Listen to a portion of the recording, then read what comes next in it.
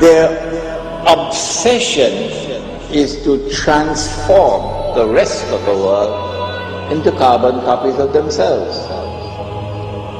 And in order to further this process of transformation of mankind into carbon copies of themselves, they bring to the world something called globalization. So the whole world becomes connected. The whole world becomes interconnected. And as the world becomes interconnected, television is used as the master instrument for brainwashing the rest of mankind and causing mankind to become copycats of the West.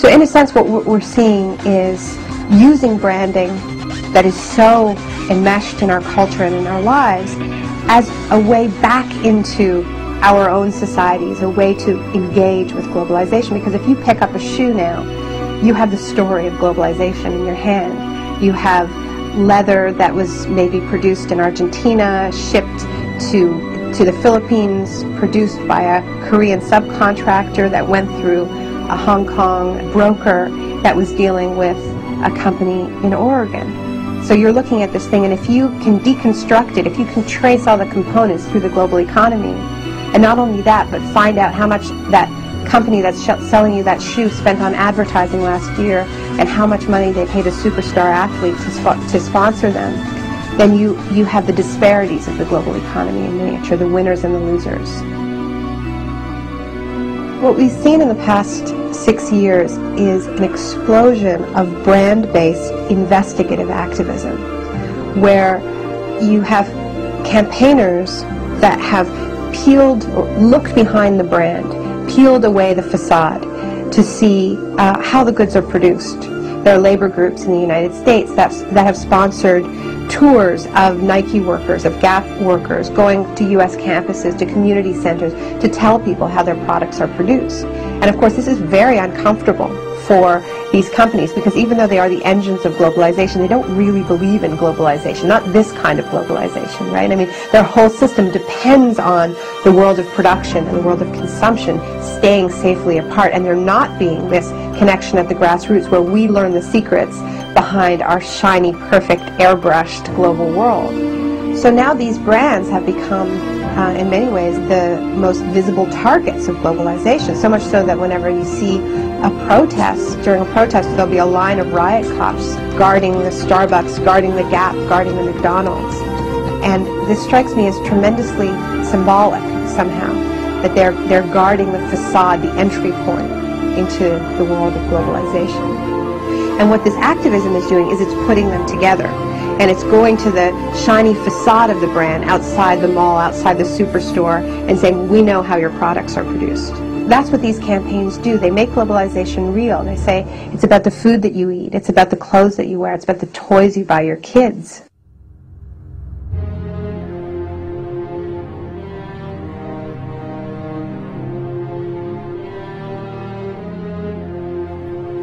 Globalization is a system that ties in industries from around the world to be working for the same business interests. A machine, globally fulfilling the needs of the few, teaching you that humanity will perish without it.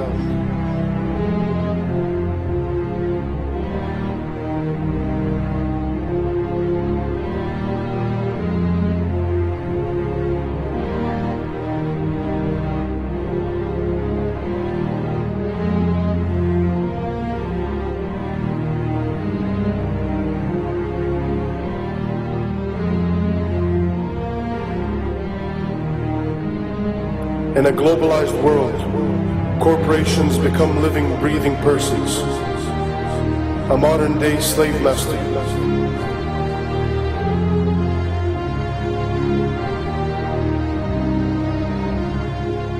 These are a special kind of persons which are designed by law to be concerned only for their stockholders. and not say what are sometimes called their stakeholders, like the community or the workforce or whatever.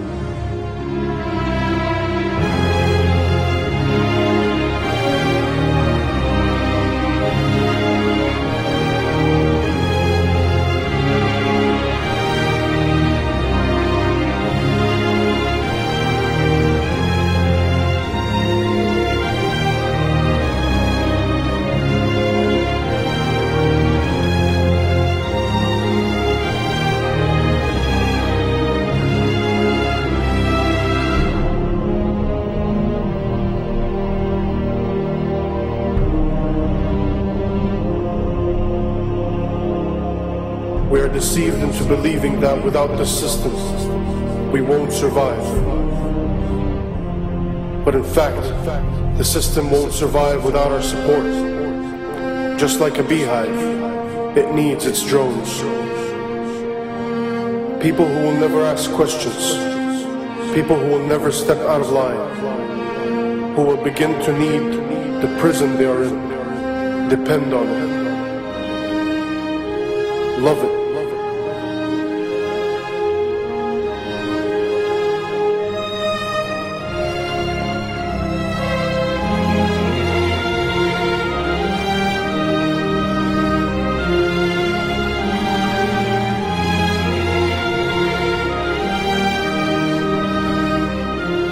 Have we lost our humanity? Have we become the gears of the machine? A machine which only survives by feasting on us, guzzling us up, digesting us, only to excrete out its capital.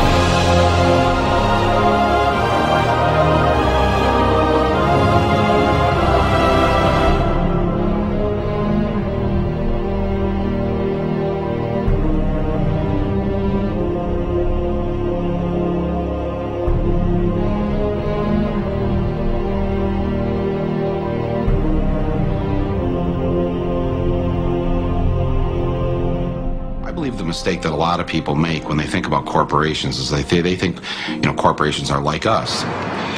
General Electric is a kind old man with lots of stories. Nike. Young. Energetic. Microsoft. Aggressive. McDonald's. Young. Outgoing. Monsanto. Immaculately dressed. Disney. Goofy. The Body Shop. Deceptive. They think they have feelings, they have politics, they have belief systems.